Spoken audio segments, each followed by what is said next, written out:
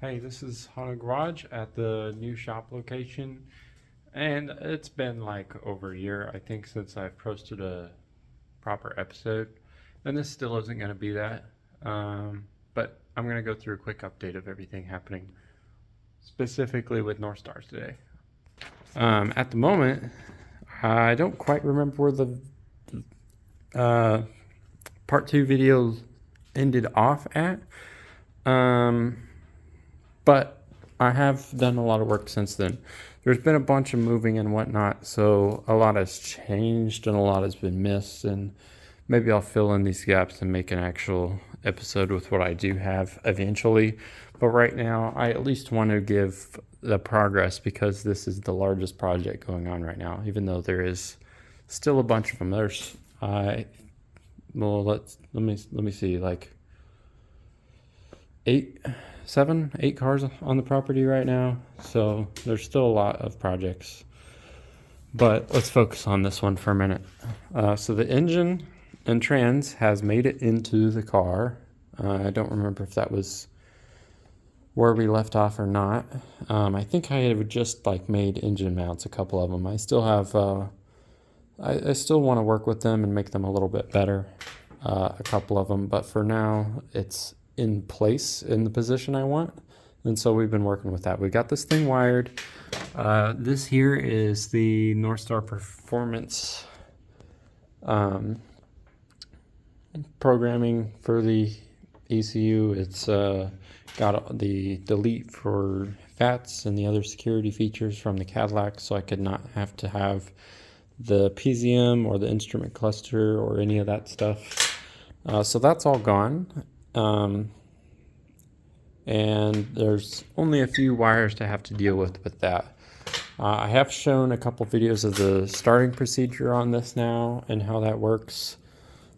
So everything is wired up. This is kind of like how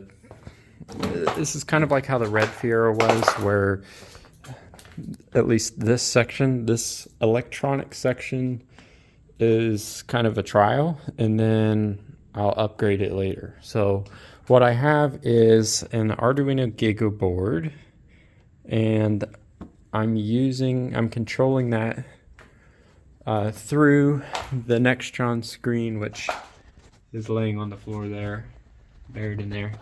Anyways, that's the touch screen with the screen, with the buttons to control anything related with the body. So the lights, the fans, when they're not in automatic mode, manual control over the fuel pump, manual control over the starter, ignition, everything is on there.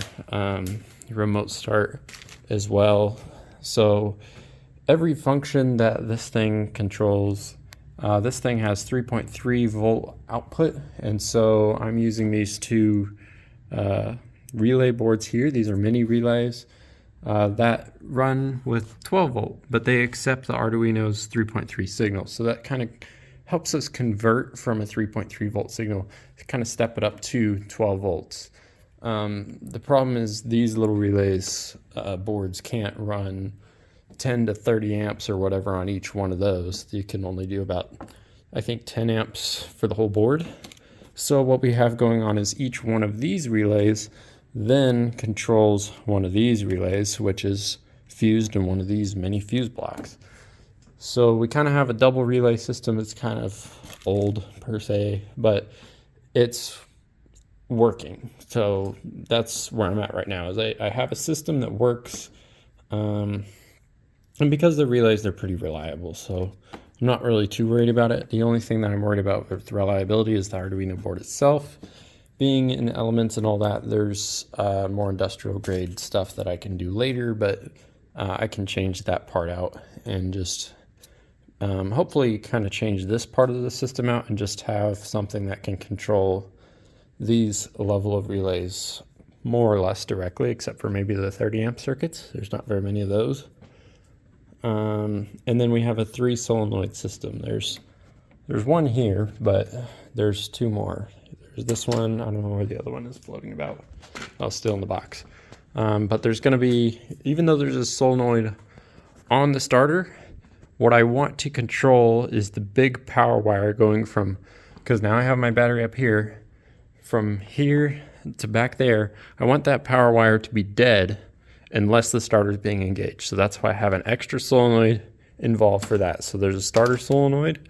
There is this one, which is going to be our kill switch solenoid, which keeps everything dead except for this section of fuses. But this will kill this box, this box, this box, everything except for whatever's on here. And this is kind of the memory bank one, or anything that kind of requires some very, very low power for memory retention is set up into here.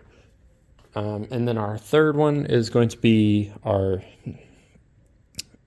ignition one, which will power just this box, I believe, individually, because this one has the ignition and starting circuit. So that one is gonna, so that way you can, when the kill switch one is on, you have power and access to accessory and radio and all that stuff, but you don't have battery drain from the ignition, and fans won't run, any of that kind of stuff. So there's 3 solenoids involved, there's that board involved, and there's a lot of relays involved, but this is a system that works for now. So that way we can have the touchscreen ability, and it eliminates the need for a lot of extra switches and controls in here. So it's, even though there's a lot more wiring up there, there's a lot less wiring going on in here. And it's a lot more expansion because we're, well, adding a lot of things. For example, there's no bay lighting on Fieros. So I added some. We've got close to where factory switch would have been for the trunk light. It's also now going to have these lights for in the bay. I don't know if you can see that one buried under there. And then there's also going to be one similar to that for the frunk as well. So there will be frunk lighting. On top of that, also when it comes to lighting, we have head, tail lights, plate light, everything control. You can control everything individually through the screen if you want, including shutting tail lights off if you want. I also have, these are the rock lights from Mic Tuning. I don't know what you're supposed to say. But Brian had these on his Pathfinder, and they were actually really, really cool. I really liked them. I had a little bonus at work, so I went ahead and bought these. And what these are, well, they're going to be in the wheel wells, but primarily I want them so that way I can light up in the wheel wells to work on it, because I'm sure I'll be doing a lot of changes to this over the years. So I think it would be nice to have some default lighting in there. And then we'll have the RGB lighting as an option. So that would be cool. I'm happy with that. I also got interior lights working. So say I open the doors and the lights turn on, and that doesn't seem like a big deal, but because, you know, that should be there from the factory, which it is, but it's kind of a big deal when you've stripped out all the wiring pretty much out of the entire car and put it back together. So got that sorted out and working, so that's good. And then, as you know, if you've seen the other videos, but maybe not, probably not, you push on the brake, and that's what activates the kill switch there, and then screens start turning on. So that's our control screen there, and then this is our digital dash screen, which is not going to connect because I actually stole the Bluetooth adapter for the OBD for another car. But anyways, you would log into here, and then once you log in, it's released, so you can let go of the brake and it stays on. But if we go ahead and lock this and power that off, okay, it's killed. All right, whatever. Put my foot on the brake, turn it on. Say you enter a different code, 456. It's just gonna say incorrect pin, and then you can try again and keep trying. And as soon as you let off the brake, it kills it. So you have to enter that pin in order for it to work. This is gonna be no key required. There's currently a key in here, but that's just, I haven't gotten to that yet, but we're gonna delete that and make a new surround, and that's all gonna disappear. The holdups right now are, I have my shortened axles. Here they are. You can, I don't know if you've ever seen a regular Cadillac axle, but you see these are flat on the end where they've been cut on both ends. So 3/8 on either end. Normally they'll look like that where they kind of have that little insert in there, but these ones are chopped, so they're not there. So I just need to reassemble those, with the outside being the Fiero manual hub and the inside being the Cadillac hub. The problem is I lost some of the snap rings and stuff, so I need to go to the junkyard and get another set just so I can get all the snap rings and stuff. So I got to do that. Once I do that, axles can go in and this thing can drive, allegedly. But there's other things I'm missing. What I just have loosely hooked up right now, the Brake Master vacuum tube, which since the engine's back here, we've got to send it all the way up there.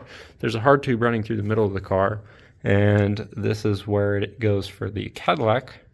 But I had to run this big old tube here in order to get it to go all the way down there, and I'll figure out how I want to route it later. The other thing I have going on is I have this coolant attachment here, this hose to this hose, but the other one is that the other outlet is right here, still on the same side, on this driver's side, and you can see the hose dangling over there. That's because the hard pipe is on that side, so I need to make a hose that can run from here all the way down over there. And my cheapy solution at the moment is this I think it's 4 feet long metal tube, and it's got adapters on the end. It's a metal coolant tube that you can kind of cut down to the size you want and then clamp it on either end, which sounds great, but I've tried this before and haven't had great luck. But I'm trying to come into this one a little bit more prepared and see if I can make it work. There's a couple extra steps you kind of have to do to make it work, and I'll go more into that whenever I get to it. But for now, that's what I'm working with for my coolant tube until, I don't know, I can get some sort of tube made for it. I'm not sure. Just for now, I want to be able to fill it up with coolant, because at this point the car has ran, but it hasn't ran for very long because it can't warm up, because, well, I can't fill it with coolant when there's no coolant tubes. I also have the heater hoses to still do and all that. So there's still a lot to do, but there's also not a lot to get to the point of, can we, for the first time in 7 years, take this idea I have and actually just at least drive it out of the shop and be able to move around a lot and get out of the way, and drive it back in. That's where I want to be, and I'm not quite there yet. It's very close, but there's still a lot of these hurdles to get through. So I'm hoping I can keep recording and get some more in depth of how I'm doing these things. But it's been really difficult because this last year has been so chaotic. So I'll go over that more in another video, but for now, I think this gives you at least more or less an update to where this car has gotten to. Some people have asked if the project got given up on or whatever, and it most certainly hasn't. It's my most invested project right now. But it's just kind of a slow process.